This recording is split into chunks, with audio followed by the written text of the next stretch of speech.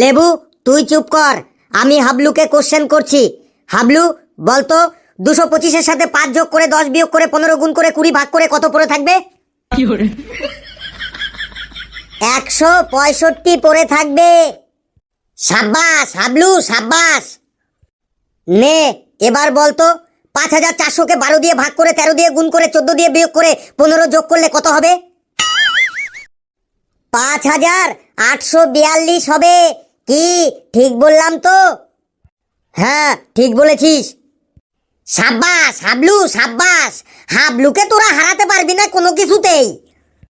নে এবার বল, তুই 293 টাকা নিয়ে মেলায় গেলি, 20 টাকার নাকরদোল্লা খেলি, 25 টাকার এগরোল খেলি, 30 টাকার ফুচকা খেলি, 15 টাকা দিয়ে জাদু খেলা দেখলি, তারপরে 57 টাকা মেলাতে কুড়িয়ে পেলি, তারপরে বাড়ি আসার সময় তোর ভাইয়ের জন্য 5 টাকার গজা কিনে নিলি, তারপরে রাস্তায় আস্তে আস্তে তোর প্যান্টের পকেটের ফুটো দিয়ে 11 টাকা রাস্তায় পড়ে গেল।